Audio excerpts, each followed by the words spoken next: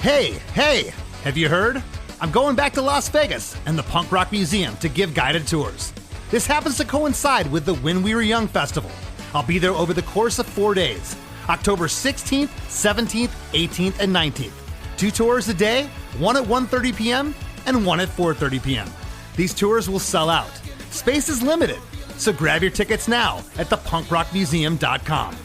I got stories for days, and I can't wait to share them with you.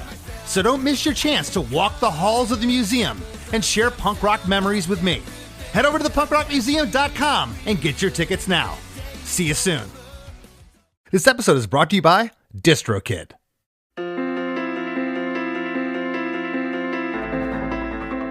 Hey gang, today's guest is Jason Vena, lead vocalist for the Seattle, Washington rock band Acceptance. Together we break down the writing, recording, and inspiration behind the fan favorite single, Take Cover, taken from their 2005 debut full-length album, Phantoms. I truly feel that Acceptance as a band, and this song in particular, were way ahead of their time. This arrangement isn't necessarily complex, but the dynamics within the song are. There's more twists and turns in the verses, pre-choruses, and choruses to keep you engaged. And combined with these super relatable lyrics and melodies, all together adds up to a home run. We've talked about producer Aaron Sprinkle before here on the show. This was one of Aaron's earlier productions, and it's easy to see why he's such an in-demand producer some 20 years later. Oh, and make sure to check out the reimagined version of the Phantoms album, titled Phantoms 20. Featuring guest appearances from Martin from Boys Like Girls and Alex from All Time Low. It's awesome. So for all this, and a nod to Matt Pinfield, don't you dare go anywhere. Hey, have you heard? Krista makes a podcast. Hey, have you heard? Krista makes a podcast. Hey, have you heard? Krista makes a podcast. Hey, have you heard? Krista makes a podcast. Jason, I'm a little bit impressed here. You were signed to Columbia Records by President Rick Rubin, and your A&R guy was Matt Pinfield. Am I understanding this correctly? Well, Matt's right. Rick was actually with Island Def Jam at the time, so he was looking to sign us. We didn't sign with Rick; we signed with Matt. But Rick was part of that history, and then of course he came over to Columbia later on, or Sony, I think it was. I can't remember exactly what he did, but Matt was really the driving force of that. Yeah. Okay, and you know, Wikipedia, you can't trust them. You never know. You never know. Well, and they've been trying to get us to donate, that donate button every time you go to Wikipedia. I've never donated. It's because of stuff like this, Jason, that just I can't fork over the quarter. But Matt Pinfield, amazing person, amazing historian of music, if you will, or custodian, one of the two. Yeah, I love that he was your A&R guy. Matt introduced Less Than Jake's Automatic video to the masses on MTV on 120 minutes. This was back in the spring of 1997. So I'll always remember Matt Pinfield for that, as well as being the host for 120 minutes. And as you said, he's a musical encyclopedia. So how was that working with him? Well, real quick, just say spring of 97 is somewhere around that time is when I saw Less Than Jake. I think it was Zebrahead and Frenzal Rhomb. Does that sound about right? That would have been right, and that would have been at the DV8 in Seattle, right? DV8. That was probably, I was 17 years old, and it was probably the most fun I've had at a concert in my 45 years, I would say. Oh man, that means a lot. It was amazing. Those Seattle shows, and you can attest, you guys are from there, but they were wild. The punk shows there in the 90s. Yeah. Rock Candy, the old DV8, amazing shows, and great venues too. Great venues, Yeah. great fans. But you got signed to Columbia. The record Phantoms came out in 2005. And this was on Columbia, and Columbia was a subsidiary, or they were aligned with Sony at that time. And this is really funny because something else I read online, it said that Phantoms gained notoriety as one of Sony's controversial extended copy protections. Remember those? Yeah. Oh, man. Terrible. The whole experience, other than Matt was amazing. We signed and we were going to be a developmental band. It was going to, that record was going to be, we put out our EP on the Militia Group, which was a an imprint or a whatever they used to call those. They or an upstream for Columbia, and we were supposed to put out a couple more records. The concept was we would keep growing with Columbia, and we made Phantoms. And Don Einer heard it, and he was running Sony at the time, and he heard a song called "Different" and said, "Hey, this is gonna be our biggest record this year."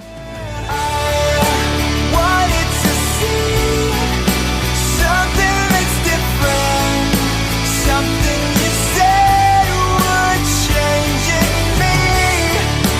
Wanted to be anything. But anyway, he promptly says, "Different's going to be a hit, but we need to re-record it with Howard Benson." So that's what we're doing, and of course, and I don't know, we spent so much money to go record a song with Howard Benson that we never used.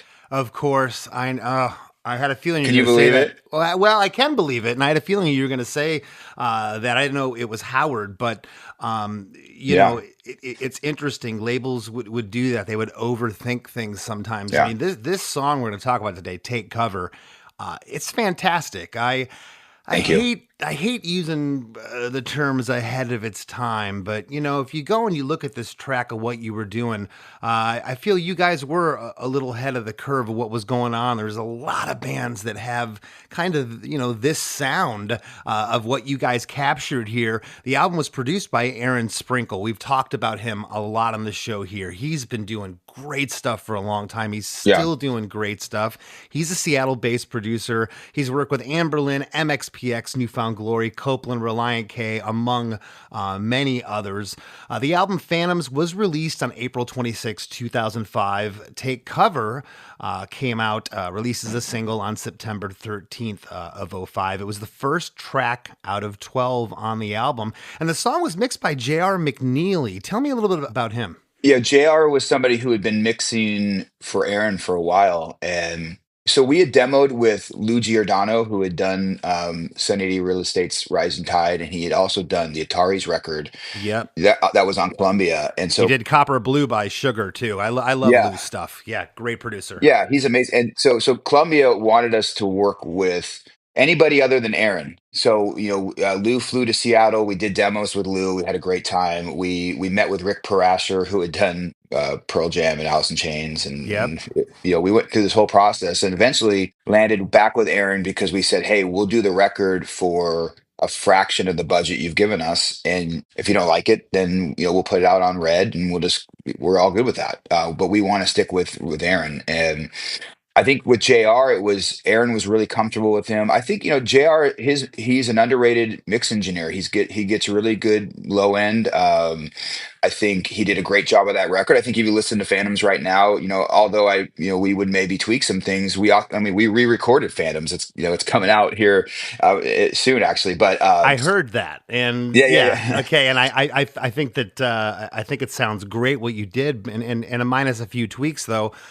I think this still sounds amazing 20 years later. Yeah, he did a great job. He did. And, you mentioned Different. That song was mixed by Jack Joseph Puig. Yeah. And Permanent was mixed by Chris Lord Alge. So those guys are big names in the game. But, I've been saying it for a long time now. Just the way things are. You got kids mixing on MacBooks in bedrooms that, can best an SSL mix in a big studio. I've heard that. And you're just like, what is going on here? But I want to jump into this track. It's 2 minutes and 46 seconds.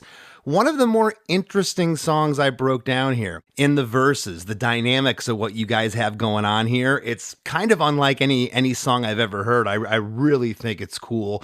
The intro's interesting. It's 10 bars of piano. On bar 2, a fluttery synth comes in, followed by a higher synth, and then a processed drum loop comes in on bar 9, and then the vocal starts on bar 10. How we get in the verse here, as well as how we get into what I'm calling the pre-chorus, and we're going to get there in a second. It's very interesting. Like I said, this is like 10 bars. It's it's not an even 4 or 8. Yeah. And where the drum loop comes in and the vocal comes in, it's really cool.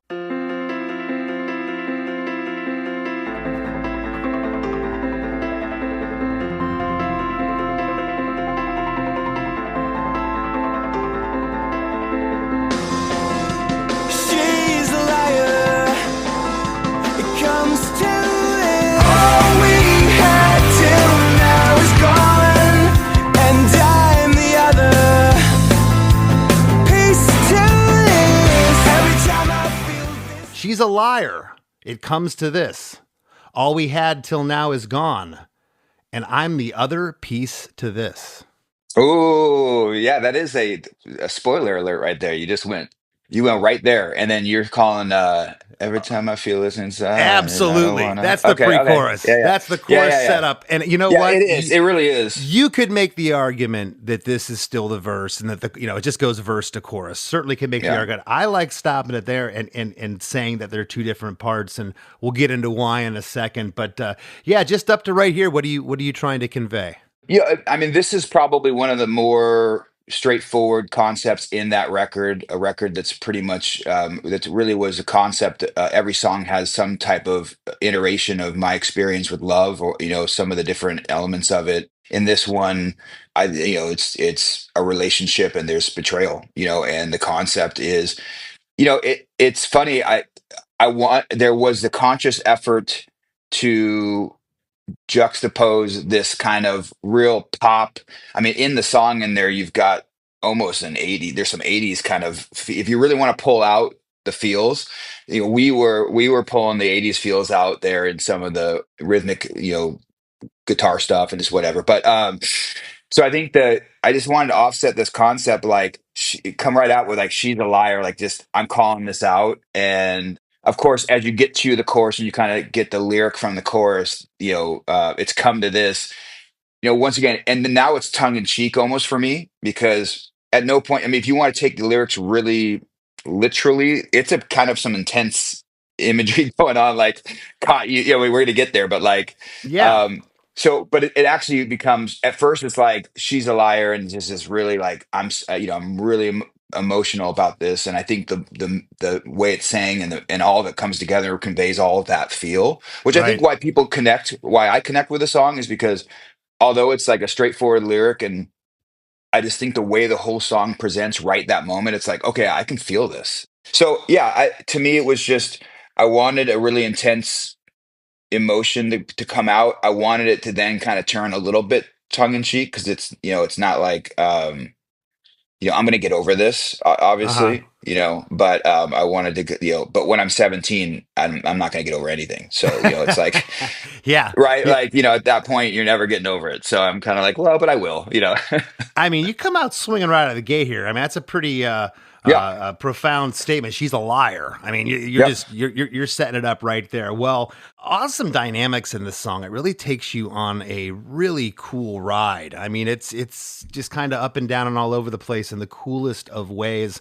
Right on the first line, she's a liar. It comes to this. It's just drums. Those processed drums. Hey, by the way, Chris, not atypical to a Less Than Jake song from 1997 or 1999. If you think of like Automatic or like something, there was a unique presentation in a lot of the tracks that you guys did that ended up being, I mean, you had some straightforward stuff too, but some of the stuff that I think really, I mean, Automatic's the one I think is probably the one that comes to my mind. So, Well, I appreciate so that. there's probably some influence there in some sense. Well, fair enough, and I appreciate the accolades. Yeah. Line one here is just those processed drums, piano, synth, and vocal. Then the second line, it's like the lights come on. It's just like Oh, yeah. we get a huge harmony on All We Had Till Now Is Gone. The big stereo guitars come in bass, and the drums, the full drums are in rocking. On the third line, the first half of it, and I'm the other. It's just drums, piano, and bass that it breaks back down. Then piece of this, the eighth note, palm mute chugs come in. It's one of the best parts of the whole song. Yeah. Yeah, from those stereo guitars on the previous line. And then we get into what I'm calling the pre-chorus. Every time I feel this inside, I don't wanna be the one who caught you. Every time I feel this inside, I don't want to be the one who. And you leave them on a cliffhanger there because you got to get to the chorus to know what the who is. Yeah. And that's just, once again, I think that's the concept of like, and we all have probably gone through this in our lives, where we're wrestling with it's everything between like the anxiety of like what's on the other side of this. I'm going to be alone. Do I want to be alone? I don't know. Do I want to make this call? And so I think they're just trying to. It's just trying to convey like I have, this is the moment that I've decided I'm not going to let whatever's happening continue. For me, from my experience of it, it's pretty literal, betrayal and lies and things of that nature. So, and I think that rhythm guitar there is probably, our rhythm guitar player is, I truly think he's one of the better rhythm guitar players you're going to find out there. Not only was he just one of the best live performers when it came to his technical ability to recreate the tracks, but I think these are really smart guitar parts that create them that are unique, but they're still, it's a fairly straightforward chord progression, and it's a straight, it's still a pop or pop rock song or whatever you want to call it. But these little elements, dun, dun, dun, dun, dun, dun, dun, Oh dun, dun, yeah, it's like it brings it just changes the song. no, that's what makes this song. If it was all just straight line flat, like all the guitars raging, or if the verses were quiet and the choruses were big, we've heard that in a lot of songs, and those songs Yeah. can be great. But there's something really special with this. We get a harmony on "Every Time I Feel This Inside." The second line of the pre-chorus, "I don't want to be the one who." It's a double unison lead vocal there, and right when this opens up on the pre-chorus, the stereo guitars are wide open with the drums, bass, and piano, and then we get into chorus one at the 35-second mark. We're already in the chorus. And this is interesting. That pre-chorus is so catchy to me. It's almost like a chorus in and of itself. And then we kind of we dip back down in the chorus. It doesn't lift here. Yeah. And a lot of times when choruses don't do that, it's a letdown, but this feels triumphant still. It's interesting. Yeah. Well, it's probably why Columbia didn't want it to be a single, which is, when we were done recording Different, they wanted us to write a rock single because they said, they're like, we don't have a rock single. And I think it's probably for like a major label, this presentation is tough to understand.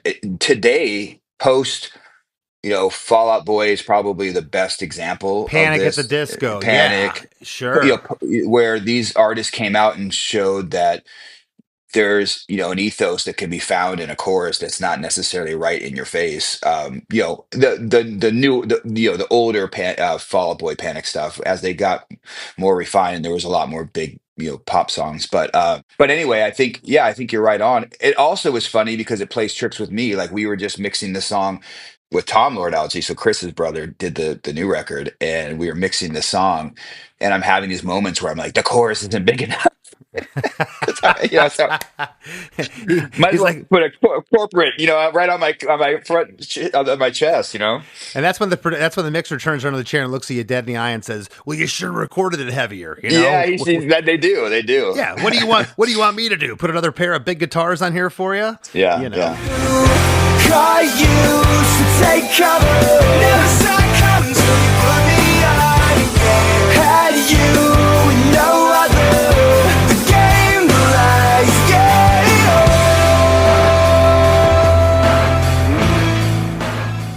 Caught you, so take cover.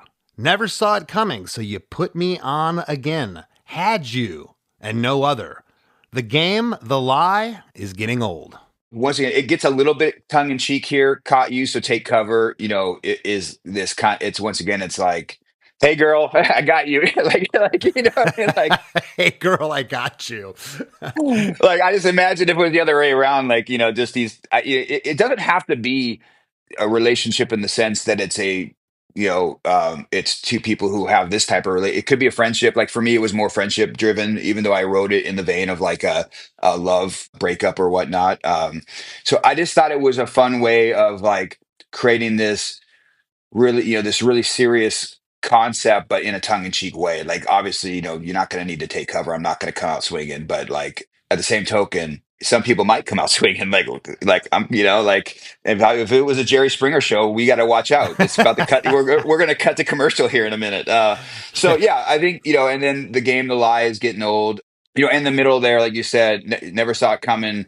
once again, it's just it's kind of reaffirming this concept that this was allowed to continue, and I was, almost, I almost convinced myself that this wasn't bad, and the other, part of the relationship is, he or she is convincing themselves that they're in the right, almost right, and this real unhealthy balance is happening, and we're just going to stop it. Well, hey, you know what? I won't say everyone, but a lot of people can relate to these lyrics. Yeah, I've went through it, so definitely there's something to grasp on here around this amazingly catchy song. Chorus 1 got some cool stuff happening harmony-wise on Caught You, So Take Cover, and we get a harmony on Had You and No Other, and also a harmony on The Game, The Lie Is Getting Old. Killer harmony on that line. It's so good. Drums, bass, and stereo guitars are all rocking away here, and joined by a nice loud tambourine and a spacey guitar. Actually, I think it's a synth noodling off to the right all through chorus 1. Yeah, and it's actually both. Is it both? Okay. Because at times there's other parts in the song where it definitely sounds like a synth when it breaks down by itself. But it makes sense that when it's by itself, it goes synth only, and when it's in the chorus, we're backing it with a guitar in there. Right. I love what that synth does. I like when that started happening in pop and punk music. I remember one of the first bands I remember doing was Motion City Soundtrack. It's like, wow, this is different. This has a really cool texture to it. On Never Saw It Coming. So You Put Me On Again, that lead vocals doubled nice and loud there, and puts some emphasis on that line. And then we get into a 4-bar turnaround out of this chorus. It's not a re-intro per se, as it is vastly different from the intro. Processed drums, synth, and we get some ambient sounds here.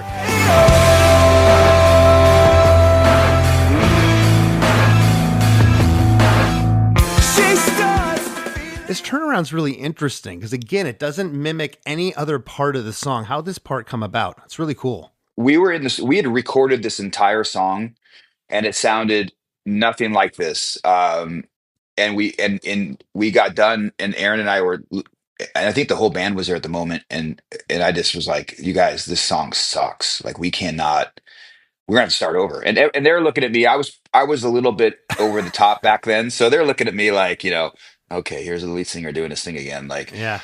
Huh? But what we did, we stripped it back down and wrote the piano part at the beginning and wrote the vocal at the beginning, and everything built off that. And I think that second part was really just about finding, once again, this opportunity to bring in the synth and this kind of unique 80s kind of feel back in, and 80s being like, I mean, a lot of the stuff that I listened to back then from the 80s was kind of the more, the U2s and the Tears for Fears, and like some of like the pop, but kind of the cool pop, I would call it, or the more real.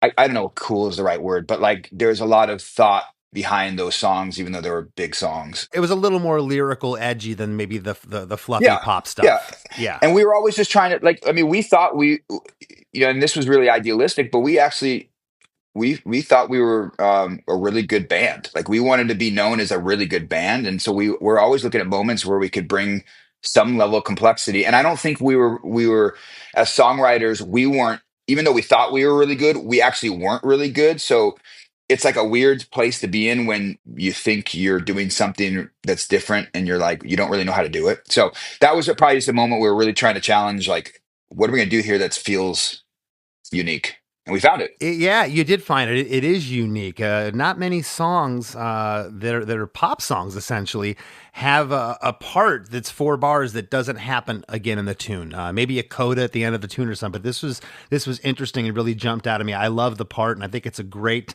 transition into verse 2. She starts feeling on her own. She makes the city seem like home. All you had from me is gone. And I give what you hope in return. Never thought I'd be the one to burn. Every time I feel. She starts feeling on her own. She makes the city seem like home. All you had from me is gone. I give and I give, but you hope in return. Never thought I'd be the one to burn. Making the city seem her own is stepping out. She's stepping out on me. She's starting to do this is just now it's just I'm just trying to tell people what actually kind of happened here. Why is all this stuff from the beginning that I'm talking about? Why are you so pissed off, dude? Or why are you so, in your feelings? And then we get into the second verse and it's like, well, because she's, going downtown and finding some other love interest, and I'm over here and we go back again to this concept of like, and I think it's like you said, I think it happens a lot. It happened to me. I think I've even done it to people for all I know in my lifetime, which is this, I keep thinking it's going to be okay. I keep finding excuses, whether it's, it's my own insecurity or whether it's I'm being sold something that's not real. And so I'm just trying to paint that picture again of like, for anybody that's like, why did you just not get out, dude? Like, well, you don't understand. I was really hopeful that I didn't really understand what was going on, and I really felt like it was going to be okay. Don't most relationships go past their expiration date that come to an end? Yeah, I think so. Yeah, so I think it's, and if anything, hopefully it gave somebody the confidence to either feel like, okay, I made a mistake and I can go out and I can learn from it and I can be better, or hey, you know what, I'm not going to hang in this anymore. Like if either of those things happened, then I really felt like the song did what it was supposed to do for people.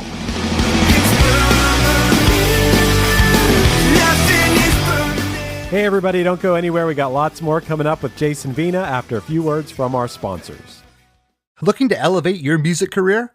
DistroKid is a digital music distribution service that enables musicians to distribute their music to online stores and streaming platforms such as Spotify, Apple Music, YouTube Music, Amazon, Tidal, and many more. DistroKid collects earnings and payments, sending them to you, the artist. With DistroKid, artists unlock a world of possibilities. From easily paying collaborators with splits, to securing your music with DistroLock, DistroKid covers all bases. Plus, you can promote your releases with Hyperfollow and create eye-catching visuals with a Spotify Canvas generator, all for free. But that's not all. Introducing the DistroKid app, now available on iOS and Android. Artists can manage their releases, view streaming stats, and withdraw earnings, all from the palm of their hand. And for those looking to perfect their sound, check out Mixia. With its simple interface and customizable mastering options, artists can make their music sound polished and professional within minutes. And don't forget about Instant Share, DistroKid's newest feature. Share large files securely with collaborators, producers, and more, ensuring your music streams at the highest quality. Ready to take your music to the next level? Download the DistroKid app and explore their suite of tools today. Plus, listeners can enjoy 30% off their first year by visiting distrokid.com/VIP/DeMakes. That's distrokid.com/VIP/DeMakes. When you think about businesses that are selling through the roof like Skims or Allbirds, sure, you think about a great product, a cool brand, and great marketing. But an often overlooked secret is actually the businesses behind the business, making selling and for shoppers buying simple. For millions of businesses, that business is Shopify. It's home of ShopPay, the #1 checkout in the world. You can use it to boost conversions up to 50%, meaning way less carts going abandoned and way more sales going through to checkout. Upgrade your business and get the same checkout Allbirds uses. Sign up for your $1 per month trial period at shopify.com/income, all lowercase. Go to shopify.com/income to upgrade your selling today. Shopify.com/income. AI isn't coming. It's already transforming marketing and business. See how at MACON 2025, October 14th through 16th in Cleveland. Evergreen Podcasts is proud to be the official podcast partner, recording live on site and meeting with more than 1,500 marketing leaders. You'll learn from leaders at Google Cloud, Meta, Snowflake, and HeyGen, sharing what's working and what isn't. Transformation starts here. And with our special code, PODS200, you'll save $200 off your ticket. Join us at the Huntington Convention Center. Register today at macon.ai. That's MAICON.ai. When it comes to what your family eats and drinks, you know your choices matter. You're the expert because you know what fits your life. And getting it right starts with good information. That's why America's beverage companies are sharing more information about our ingredients at goodtoknowfacts.org. No spin, no judgments, just the facts straight from the experts for more than 140 beverage ingredients. Visit goodtoknowfacts.org. When did making plans get this complicated? It's time to streamline with WhatsApp, the secure messaging app that brings the whole group together. Use polls to settle dinner plans. Send event invites and pin messages so no one forgets Mom's 60th. And never miss a meme or milestone. All protected with end-to-end encryption. It's time for WhatsApp. Message privately with everyone. Learn more at whatsapp.com. This episode is brought to you by State Farm. Listening to this podcast? Smart move. Being financially savvy? Smart move. Another smart move? Having State Farm help you create a competitive price when you choose to bundle home and auto. Bundling, just another way to save with the personal price plan. Like a good neighbor, State Farm is there. Prices are based on rating plans that vary by state. Coverage options are selected by the customer. Availability, amount of discounts and savings, and eligibility vary by state. Hey everyone, Chris DeMakes here, and I've got some exciting news. Chris DeMakes a Podcast is now on Patreon. Your support is what keeps this show going, allowing us to bring you deep dives into amazing songs from incredible artists every week. When you join our Patreon at chrisdemakes.com, you'll get instant access to hundreds of episodes of The After Party, our weekly bonus show where producer Chris Fafalius and I talk music history, trivia, tour stories, classic albums, and whatever else comes to mind. Plus, you'll get early ad-free episodes of Krista Makes a Podcast, unedited video versions of each episode, and, of course, a brand new episode of The After Party every single week. If our show brings you a little joy, help us keep it going strong for just a couple bucks a month at chrisdemakes.com. Not ready to commit? No problem. You can sign up for a free membership while you decide. Thanks so much, everyone, and I hope to see you all at The After Party.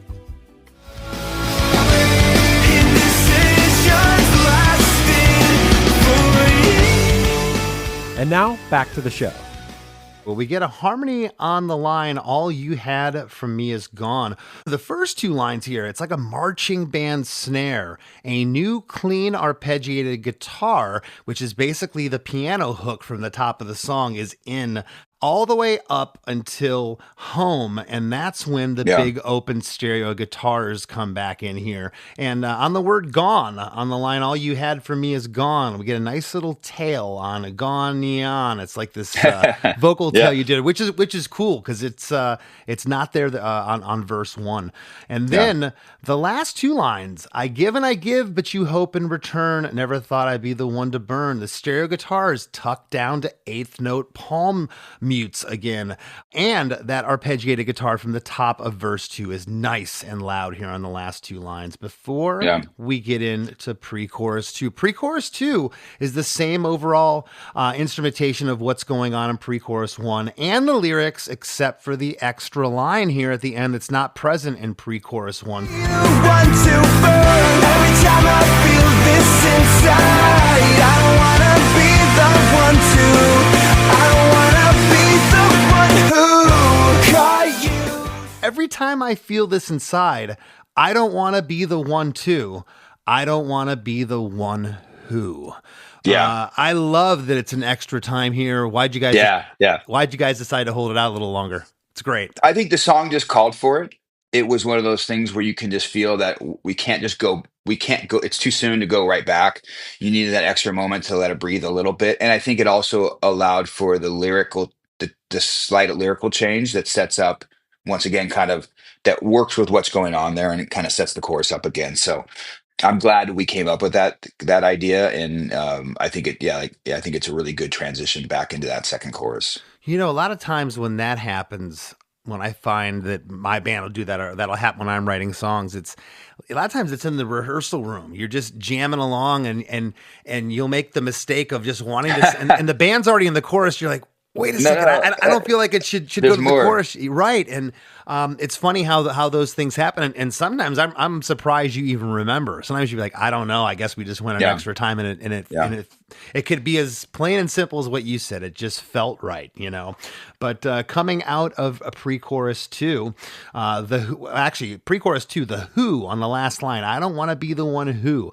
That vocal is by itself as the band stops, and then we come into chorus two, which is a double chorus. It's basically the same as the first chorus, lyrics as well, except that it's doubled here. All the harmonies are in the same spot. On the second half, though, on Caught You, So Take Cover, a new guitar lick joins us off, panned off kind of the left here. I love those little things. You know, we always talk about songs building. Of course, you want different elements to come in, but that guitar lick is awesome. And on the last line, on The Game, The Lie is Getting Old, that lyric is held out into the guitar solo. We get this great half-step modulation to A sharp there, and then we get into an 8-bar guitar solo. Who caught you to take cover? Never saw it coming, so you put me on. Had you with no other.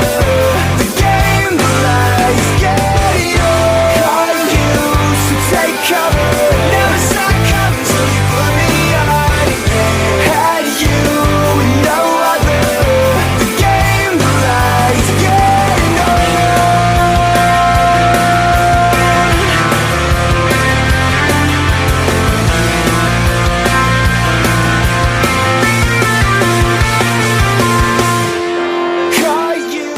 This part's interesting to me. And I say interesting because it's 8 bars and it's probably the most simplest part of the song. Yeah. In the sense that here's the guitar. So you guys could have done a breakdown here. You could have got flashy with the synths. You could have made a huge grandiose production and then got back down into the chorus somehow. But pretty simple approach here. Drums, bass, and stereo guitars, and a nice overdriven yet smooth, classy solo. It's kind of classy. That's probably the Jimmy Eat World influence, and some of that, and then going back a little bit when you think about like some of the older stuff, that 80s rock and roll type stuff. But the stuff that we listen to, the West Coast punk rock stuff, the emo stuff, like the Sunny Day Real Estate, pre-emo, whatever you want to call it. Most of the stuff that we were really into, there wasn't a lot of instrumentation happening as far as the solo is concerned. That you hear that arpeggiated guitar, you hear in this song. Those are big. Like I think mostly though Jimmy Eat World, who I just think in Clarity and then in Bleed American, just did a really good job of writing. The cool guitar hooks were in the song. They weren't really in the solo. The middle had a pretty cool solo, but once again, it's a classy solo. Same concept. Like just not too much. Just it's almost like we wanted to write solos that felt like they were almost like a melody line for the song versus like a solo. Like, hey, let's go solo. I wanted to. We talked more about like how does this feel like an extension of the melody, if you will. Yeah, and that makes a ton of sense. Now, do you recall doing a demo for this back in the day? We probably demoed it with Lou Giordano, but it would have sounded nothing like this okay, track. Well, that was my next question. So now you get in the studio, these dynamics, I'm using the term dynamics for the verses, where it goes loud and soft, back and forth. I mean, we've seen that with Nirvana and the Pixies and bands that have that dynamic where the verses are real quiet and the chorus explodes. Well, this is all over the place. The verses go back and forth. The pre-chorus is this big heavy thing. It ducks back down to the chorus. When you got in to record this, was that the idea, or did that come about, those dynamics, when you were recording it? Did Aaron Sprinkle come into play with that? I think Aaron came into play quite extent. I mean, the guitar parts are written by our rhythm guitar player, Kalen. So you had some of the basis. We knew the arpeggiated guitar was going to be there. We knew the chorus rhythm. It was what the song's built off of. So dun dun dun dun dun dun dun dun dun, like that whole feel was there. That was the song. I think Aaron really brought the verse dynamics to life, the piano. So yeah, that was a true example, that song, of a creative moment in the studio environment. And I remember when we finished that song, it was late, really late, and Aaron and I literally ran back and forth in the control room and just jumped off the walls. We literally jumped off. We are going to now jump off walls because we were so excited about this. So we did. We went and probably wrecked some perfectly placed foam. Well, it sounds like you guys had a united front of what you wanted to accomplish here, and I guess what I'm getting at is and I'm going to pick on Howard Benson here for a second. I love him dearly. He's produced a lot of Less Than Jake stuff, and the listeners, I talk about Howard all the time, but I'll use him as an example.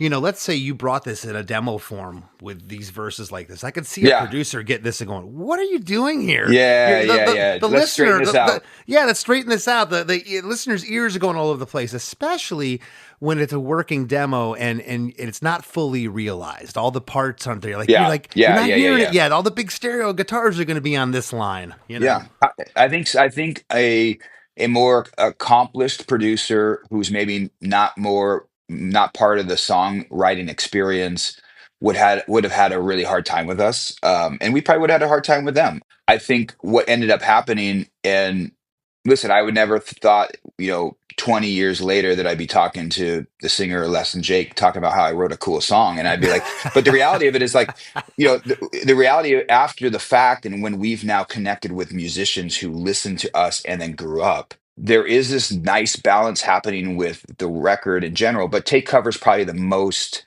prominent example of this, where we kind of towed that line where a listener could hear the song and go, "This is pleasant to hear," and it definitely has a accessible chorus or accessible melody lines. But the artist, the writer or the musician's like, this is cool. And how did you do this and write the song that we listen to and go, feels like it could be a big song, but yet when I actually listen to it, I'm like, it's so dynamic, and it allows for repeated listens, because of that, I think. And but you're right. I think a big producer would have just said, straighten it all out, let's get there, and then let's figure out this chorus. And I'd be like, oof.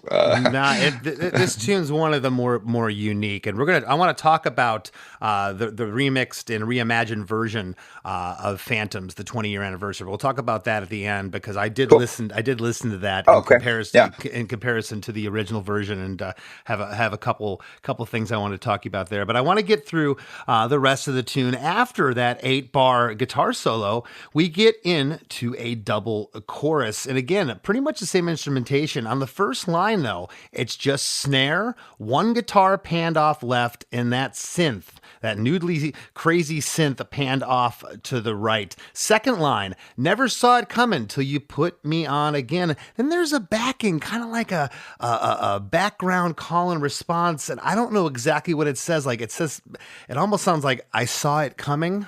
Mm-hmm. It says, so take cover, I think is what's happening there. I think. Oh. Never saw it coming, so I put it on. So take cover.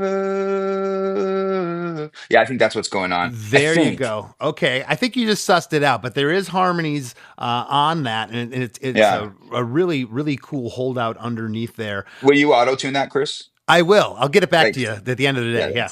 Chris, yeah, and as a mixer, you need three names. I'd be Chris Lord DeMakes. And that's fine. Chris the Lord DeMakes. the Lord. I'll have it to you by 3 o'clock this afternoon, Jason. Yeah.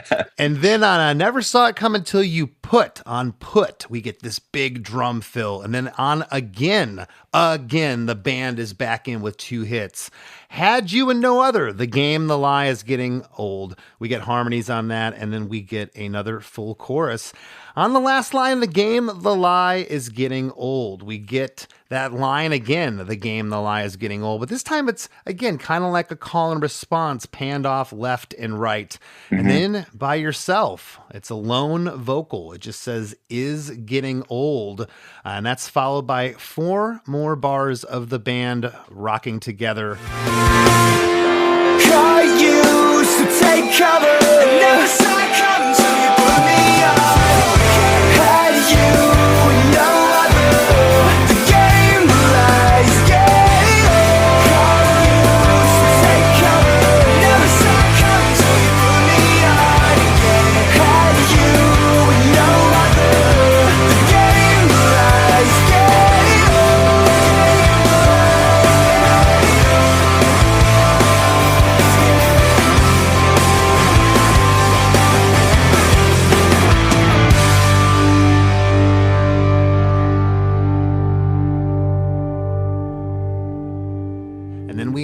what I call the cliffhanger. And that is the suspense chord of G. We don't resolve to the root note. And I'm a sucker for that. If I can not resolve a song, I will. I drive my bass player crazy. So good. But I can see that. This song, I'm cautious when I say this. I said it at the top. I feel like it was ahead of its time. I feel like a lot of bands are a little more adventurous today and would maybe take on and tackle a production such as this. But this reimagined version, it features appearances from Teddy Swims, Alex Gas Karth of All Time Low, Martin Johnson of Boys Like Girls, and more. You know, it's awesome. I only listened to Take Cover, and it's great. It sounds a little more modern, which this mix from 05 sounds modern to me still. It doesn't sound dated, but this new one sounds a little like there's a little more space. It's a little bit maybe cleaner of a production, which this is a clean production too, the original. But I'm going to go on the limb here. I typically don't like re-records. I like the re-record and the original almost identical. I like them both. I like them both.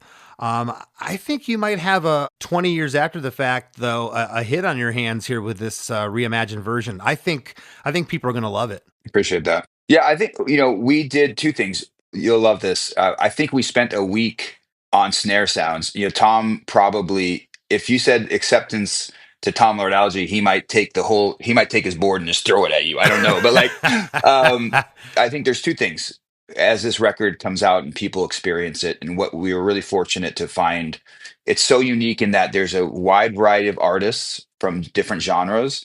And then there's everybody loves the record, and it's a sincere love. And you can feel it in their performances as we go down this record. There's some amazing performances.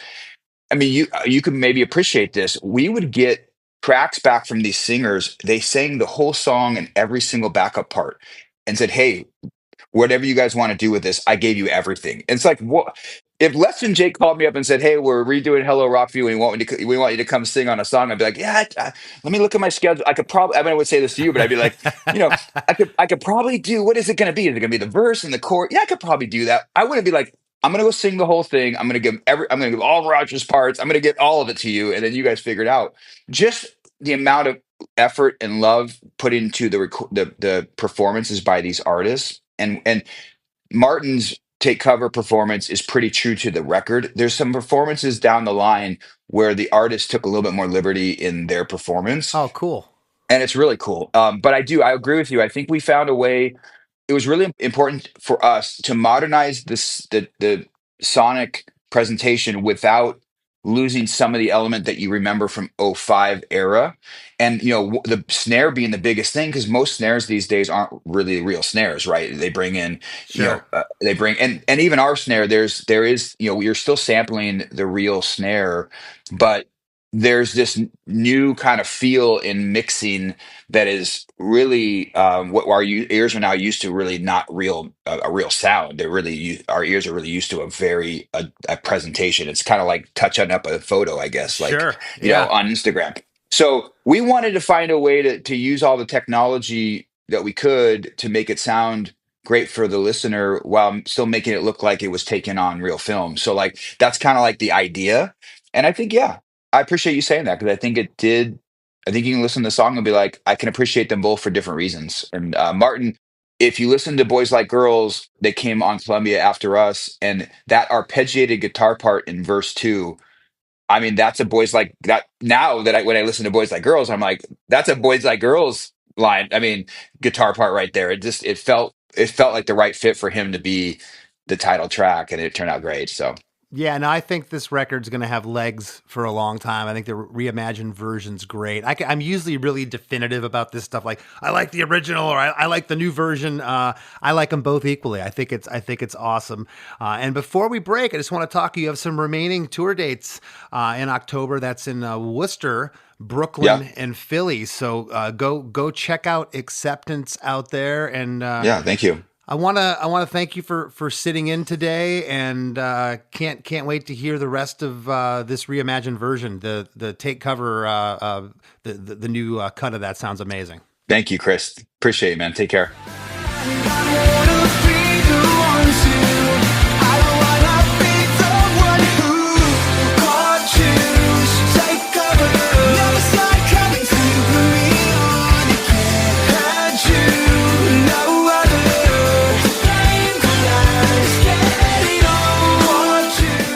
Hey, everybody. I hope you enjoyed that conversation with Jason. I love Acceptance. They're an amazing band. Make sure you check out the new reimagined album, Phantoms 20, because it's awesome. But don't go anywhere. We got lots more Chris DeMakes a Podcast coming right up after a few words from our sponsors. Upgrade your laundry routine with a durable and reliable Maytag laundry pair at Lowe's. Like the new Maytag washer and dryer with performance-enhanced stain-fighting power, designed to cut through serious dirt and grime. And what's great is this laundry pair is in stock and ready for delivery when you need it the most. Don't miss out. Shop Maytag in-store or online today at Lowe's.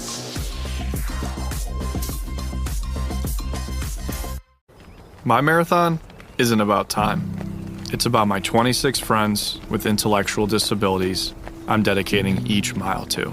I'm Joseph. I'm running my first Bank of America Chicago Marathon for Special Olympics Illinois to help give my friends a place to shine. Join Bank of America in supporting Joseph's cause. Give if you can at BofA.com/supportjoseph. What would you like the power to do? Bank of America. References to charitable organizations is not an endorsement by Bank of America Corporation.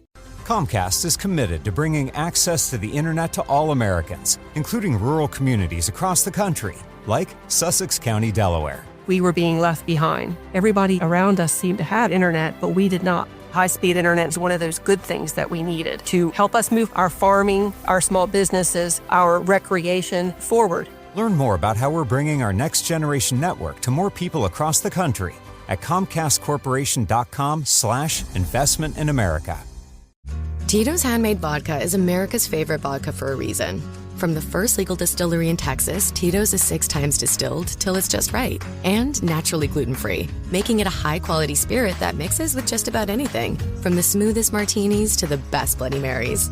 Tito's is known for giving back, teaming up with nonprofits to serve its communities and do good for dogs. Make your next cocktail with Tito's. Distilled and bottled by 5th Generation Inc., Austin, Texas. 40% alcohol by volume. Savor responsibly. At Blinds.com, it's not just about window treatments. It's about you, your style, your space, your way. Whether you DIY or want the pros to handle it all, you'll have the confidence of knowing it's done right. From free expert design help to our 100% satisfaction guarantee, everything we do is made to fit your life and your windows. Because at Blinds.com, the only thing we treat better than windows is you. Visit Blinds.com now for up to 45% off with minimum purchase plus a professional measure at no cost. Rules and restrictions apply.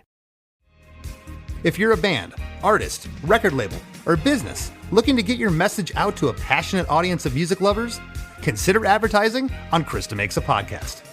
We'd love to help you connect with our listeners in a meaningful and authentic way. Just drop a line to my producer, Chris Fafalius, at chrisfafalius@gmail.com. That's Chris, Fafalios @gmail.com. If our listener base sounds like it might be a good fit for you, reach out and we can talk rates and discuss the best way to effectively get your message across. As we near the end of the show, here's a band you might not know. Welcome to this week's Band You Might Not Know. If you'd like your band to be considered for Chris DeMakes a Podcast, email your best song via MP3 only and a short bio to bandyoumighttnotknow@gmail.com.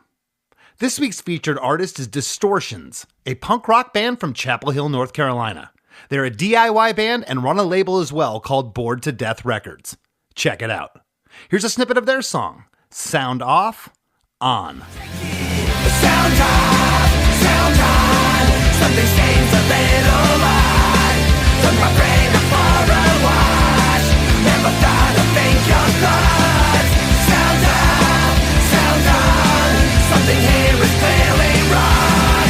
I'm in and out and then I'm gone. Lost you can see we lost it all. The Wrap. with Chris and Chris. So, Chris, I loved that episode. I told Jason after you're done, I always felt a real kinship with their band. I've always liked their band since I heard their song Permanent on a comp CD back in the day. And he's the same age as me. I'm surprised I never crossed paths with him. But there's just something really special about this band's music. And he brought up the fact that they're like influenced by 80s stuff, which I never thought before now, but it totally makes sense, especially with this song. Yeah, I mean, we're hearing a lot of 80s retro throwback now in music. Probably more so than ever. You know, we know everything goes in cycles. You know, there was a retro 60s and 70s period and whatnot. I definitely hear the 80s influences in this song. I also think this song's a hit. I stopped just short of maybe saying that to Jason. It's hard to tell that to another artist about their song, but I think this song should have been bigger. More people should have known about this song during this time period. It got overlooked, and that's just the way it is sometimes. Life isn't fair in the music business, Chris. Well, what I would say is maybe to a certain extent, Acceptance is a band's band. And I just think the proof is in the pudding with look at all the guest vocalists that they have on these reimagined versions. Teddy Swims, Maddie Mullins, and Martin from Boys Like Girls, who actually sings on the reimagined version of this song. But, you know, this was a very popular band too. And it's funny too, Chris, that he said at one point in the writing and recording of this song that I think is awesome and a lot of people think is awesome, Jason said to his bandmates, "Guys, this song sucks." I think that's really funny. Yeah, there's a lot to unpack here. It's a very different song. I mean, the dynamics just in the verses alone, they're strange. I could see a producer just turning his nose up to it. Guys, we got to straighten this out. That was the exact term that Jason used. We got to streamline this a little bit more. And I'm glad they didn't. It's a very unique song. So catchy. And I meant what I said. I'm usually very definitive of like, I like the original version or I like the new version. Rarely am I like they both have their own merits and they stand on their own. I feel that way about the reimagined version of this and as well as the original. I like them both equally. Yeah, it is pretty interesting that in this song, when you're talking about the dynamics, now what we're accustomed to is it's a little down in the verses and it comes up real big in the chorus. But in this one, it's almost like the peak is the pre-chorus and we come back down for the chorus. It's just such a cool vibe. It's very much like a pop somewhere in the realm of punk music, but it's just such a cool, smooth, there's something very smooth about it to me, if that makes sense. Well, it's great. And, that chord that they go to in the bridge before they get to chorus 3, it's the same chord that launches the pre-choruses into it. And it's just that tension. And man, the pre-chorus is just so catchy. I kind of surprised Jason too, I think a little bit, Chris, when I separated what I'm calling the pre-chorus from the verse. I guess it's all one idea here. It's going back and forth with the big guitars, but I had to single that part out. That to me is a very important part of this song. In my opinion, it's almost as catchy as what we're calling the chorus. Absolutely. And also, you guys talked about the classy solo in a song. I would call it the tasteful solo. That's almost like an extension of the melody that will sometimes mimic the melody of the song. I think that's an awesome trick, because it's familiar to you already. And it's just a different way of presenting that melody. Yeah. And I think we needed the simplicity of this 8 bars of this solo. We needed to rein it. If there was one part in the song where they did rein it back in and straighten it out, I think it was here, because this is an odd structure, lots of different parts coming in and out. I think it was cool that they did this, because how many times, Chris, is the bridge the most grandiose part of the song? It's massive. All these huge parts come in, and they could have done the kitchen sink here. They went the opposite way, and I think it was the perfect right move. It's funny because I said that I felt like I knew Jason, even though I didn't, because I just recognized myself and my band in their band to a certain extent.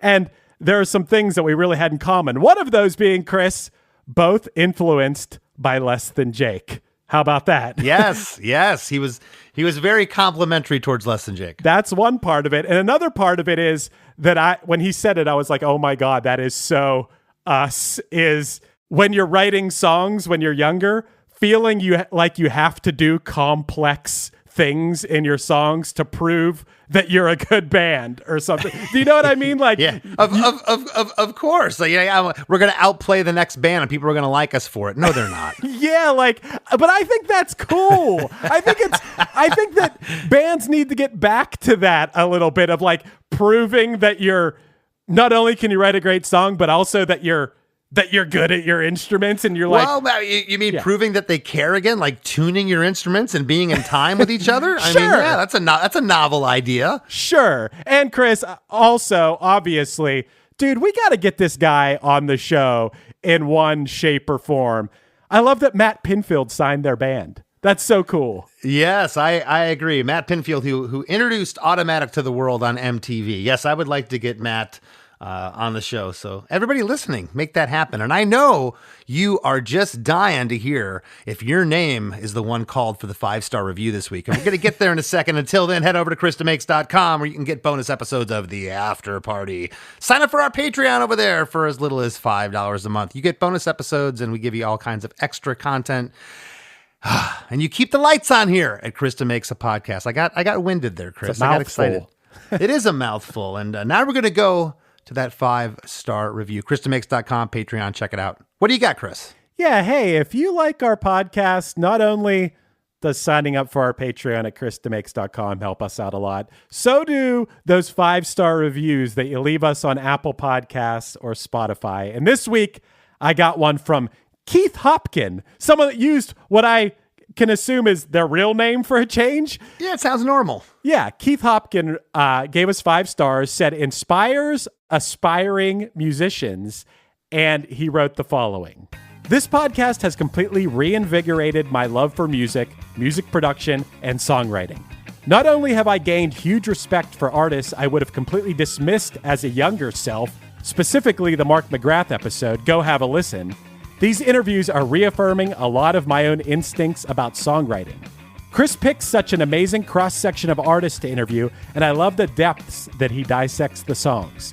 Side note, the first episode I heard was the Jawbreaker episode, which had always been my all-time favorite band. I was immediately hooked. Nice. Daniel's his name? Not even close, Chris. Keith Hopkin. Perfect. Keith, thank you very much.